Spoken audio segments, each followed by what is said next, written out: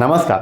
ગુજરાતની રાજનીતિમાં મોટા બદલાવ જોવા મળ્યા. ખાસ કરીને આ વર્ષની દિવાળી અમુક નેતાઓ માટે ખૂબ જ કડવી સાબિત થઈ, જેમાં ખાસ કરીને ઘણા બધા એવા ધુરંધર નેતાઓ હતા. એવા ધુરંધર નેતાઓ કે જેમના ઉપર સૌની નજર હતી અને ખાસ કરીને એવું લાગતું હતું કે આ નેતાઓની તો અવગણના થવાની જ નથી, આ લોકોને તો મંત્રી પદ પાકું જ છે. પરંતુ આ વર્ષની દિવાળી એ નેતાઓ માટે ખૂબ કડવી સાબિત થઈ અને એવા ચહેરાઓ માટે દિવાળી સારી બની, એવા ચહેરાઓને ભારતીય જનતા પાર્ટી મોકો આપ્યો છે કે જે ક્યારે રેસમાં હતા પણ નહીં. એવા ચહેરાઓ કે જેમને મગજમાં પણ નહીં આવ્યું કે અમારી પણ લોટરી લાગી શકે એમ છે. પરંતુ કહેવાય છે ને કે ભારતીય જનતા પાર્ટીમાં કોથળામાંથી બિલાડું કાઢે અને દર વખતે કંઈક નવું જ કરતી હોય, એ આ વખતે પણ ચાલુ રહી. એમની જે પ્રથા છે એ આ વર્ષે પણ એમને ચાલુ રહી. આ વખતે પણ એવા નેતાઓને ખાસ કરીને કે જે નેતાઓને આશા પણ નથી એવા નેતાઓને મંત્રીપદ આપવામાં આવ્યું છે. ખાસ કરીને આ જે ટોપિક છે કે જે ધુરંધર નેતાઓની અવગણના. હવે ગુજરાતમાં ઘણા બધા એવા ધુરંધર નેતાઓ છે, પણ એક 3 એવા મુખ્ય ધુરંધર નેતાઓ છે કે જેમાં સૌરાષ્ટ્રના મત વિસ્તારમાંથી આવે છે જયેશ રાદડિયા, કે જે સહકારી માળખામાં ખૂબ મોટી પકડ છે. સૌરાષ્ટ્રના મત વિસ્તારમાં સારી એવી પકડ છે, ખૂબ મોટો એવો ચહેરો છે. તો એ વ્યક્તિની અવગણના ભારતીય જનતા પાર્ટીને ભારે પડી શકે એમ છે. છતાં પણ ભારતીય જનતા પાર્ટીએ જયેશ રાદડિયાની અવગણના કરી છે, એમને મંત્રીપદ નથી આપ્યું. બીજા નંબર પર અલ્પેશ ઠાકોર છે. આખું ઠાકોર સમાજ એમની પાછળ છે. ગુજરાતની સૌથી મોટી કોમ્યુનિટી ઠાકોર કોમ્યુનિટી, અને એ નેતા એ કોમ્યુનિટીને રિપ્રેઝન્ટ કરી રહ્યા છે. એ છતાં એમને પડતા મૂકવામાં આવે છે અને ખૂબ લાંબા સમયથી તેઓ રાહ જોઈને બેઠા હતા મંત્રીપદની, પરંતુ એવા નેતાને પણ પડતા મૂકવામાં આવે છે. ત્રીજા નંબર પર છે શંકરભાઈ ચૌધરી, કે બનાસકાંઠાનો ખૂબ મોટો ચહેરો. બનાસકાંઠાના ચાણક્ય કહેવામાં આવે છે, બનાસકાંઠાના બોસ કહો તો બોસ. સહકારી માળખામાં બહુ મોટી પકડ. મતલબ ભારતીય જનતા પાર્ટીને બનાસકાંઠા રિલેટેડ કોઈ પણ નિર્ણય લેવો હોય તો શંકરભાઈને પૂછ્યા વગર તો કશું જ નથી કરી શકતા. છતાં પણ એવા નેતાને આ વખતના મંત્રીમંડળમાં સમાવેશ કરવામાં નથી આવ્યો. આ બધા પાછળના કારણો શું છે? શું ભારતીય જનતા પાર્ટીને હવે કોઈ ડર નથી રહ્યો આવા ધુરંધર નેતાઓથી કે આ નેતાઓ મારું કશું જ બગાડી દેશે? કે પછી એ નેતાઓ માટે સ્પષ્ટ મેસેજ છે કે તમારાથી જે થાય એ કરી લો? શું આવું બધું રહ્યું છે? ઘણા બધા આવા સવાલો છે.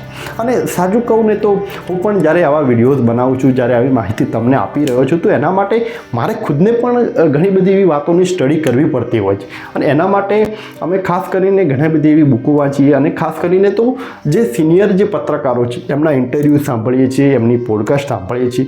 અને એ બધા જ સિનિયર જે પત્રકારો છે એ બધાની વાતમાં એક વાત અમને કોમન જાણવા મળે છે, અને એ જ છે કે આવનારો જે સમય છે એ ભારતીય જનતા પાર્ટી માટે ખૂબ કપરો સાબિત થશે. એના પાછળનું કારણ એ છે કે ભાજપમાં માત્ર ઘણા બધા એવા કોંગ્રેસી નેતાઓ છે, સાથે જ વિપક્ષમાં હવે મજબૂત નથી, પણ ભાજપ જ હરાવવાનું છે. એના પાછળનું કારણ છે ભાજપનો આંતરિક વિવાદ. એટલે આંતરિક વિવાદના કારણે ભાજપને મોટું આવનારો સમય કપરો સાબિત થશે. તો એવા સમયે જો એવો સમય આવવાનો હોય તો આવા નેતાઓની અવગણના એ ભાજપ માટે મોટી ભૂલ હોઈ શકે, જે ભાજપ માટે મોટું નુકસાનકારક હોઈ શકે. જેમ કે જયેશ રાદડિયાની વાત, વિસાવદરમાં ચૂંટણી જીત્યા બાદ જે ગોપાલ ઇટાલિયા ખૂબ મોટો ચહેરો બની ગયા છે, અને ગોપાલ ઇટાલિયા સામે જયેશ રાદડિયાને જો મિનિસ્ટર બનાવવામાં આવ્યા હોત તો સ્વાભાવિક છે કે આમ આદમી પાર્ટીનું વર્ચસ્વ ઘટી શકે. પરંતુ એનાથી ઉલટું થયું. તો સ્વાભાવિક આ તો એ સ્પષ્ટ દેખાઈ રહ્યું છે કે જયેશ રાદડિયાની અવગણનાના કારણે ત્યાં ગોપાલ ઇટાલિયાને મોટો ફાયદો થશે, કેમ કે ત્યાંના મત વિસ્તારમાં આમ આદમી પાર્ટી તરફ થોડુંક વળવા લાગશે. તો એ ભાજપને ખબર હતી, છતાં પણ ભાજપનો આ નિર્ણય કેમ લીધો એ કોઈના ગળે નથી ઉતરતું. શંકરભાઈ ચૌધરી, કદાચ શંકરભાઈ ચૌધરીની જે અવગણના થઈ છે એના પાછળના કારણ હોઈ શકે લોકસભાની ચૂંટણી. કેમ કે લોકસભાની ચૂંટણીમાં રેખાબેન ચૌધરીને શંકરભાઈ ચૌધરીના કહેવાથી ટિકિટ આપવામાં આવી, અને એના કારણે ભાજપના અમુક નેતાઓ ખૂબ નારાજ થયા. ભાજપનો આંતરિક વિવાદ બનાસકાંઠામાં સામે આવ્યો. ભાજપના જે નેતાઓ એક જ્ઞાનીબેન તરફ રહ્યા, થોડા ઘણા સાયલેન્ટ રહ્યા, અને એના કારણે બનાસકાંઠાની બેઠક ઉપરથી કોંગ્રેસના જ્ઞાનીબેન ઠાકોર જીતી ગયા અને શંકરભાઈ ચૌધરીનું વર્ચસ્વ ન જળવાયું. એટલે એનું કદાચ એ પરિણામ પણ શંકરભાઈની અવગણના હોઈ શકે. સાથે જ અમુક લોકો તર્ક આપી રહ્યા છે કે શંકરભાઈ તો વિધાનસભાના અધ્યક્ષ છે, એના કારણે શંકરભાઈની અવગણના થઈ રહી છે. તો એવું પોસિબલ નથી. કેમ કે વિધાનસભાનું જે અધ્યક્ષ પદ છે એ એવું પદ છે કે જાણે એક ઘરમાં પ્લાસ્ટિકના ફૂલવાળી ફૂલદાની હોય. કેમ કે એની કોઈ કામ જ નથી એ રીતનું છે. એમાં માત્ર થોડી ઘણી સિક્યુરિટી મળે છે અને એક પોતાનું વ્હીકલ એમાં અવર જવર કરવા માટે મળે છે. બાકી એમાં કોઈ પ્રકારની સત્તા નથી કે જે એમને પોતે ફાયદો કરાવી શકે, સમાજ કલ્યાણના કામો કરાવી શકે. તો પોતાનું વર્ચસ્વ જળવા જો એવું કોઈ પદ હોય કે જેનું કોઈ ખાસ એવું વર્ચસ્વ નથી, તો એ પદ માટે તેઓ ત્યાં બેઠા હોય એવું કોઈ તર્ક કામ નથી આવતું. સાથે જ બીજું એક તર્ક લોકો પણ આપી રહ્યા છે કે બનાસ ડેરીના ચેરમેન છે.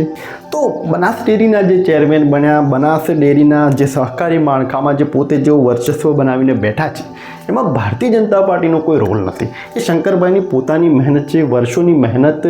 એમને બધા જ ડિરેક્ટરને પોતાની સાથે રાખ્યા છે. આખું સહકારી માળખું જે કબજે કર્યું છે એમાં ભારતીય જનતા પાર્ટીનો કોઈ રોલ નથી. એટલે એમાં જો ભારતીય જનતા પાર્ટી એવું વિચારતી હોય કે અમારા કારણે તેઓ જીતી રહ્યા છે, તો એવું તો છે નહીં. તો બનાસ ડેરીના ચેરમેનના કારણે મંત્રીપદ નથી આપ્યું, એ પણ કંઈક લોજિક તો નથી લાગતું.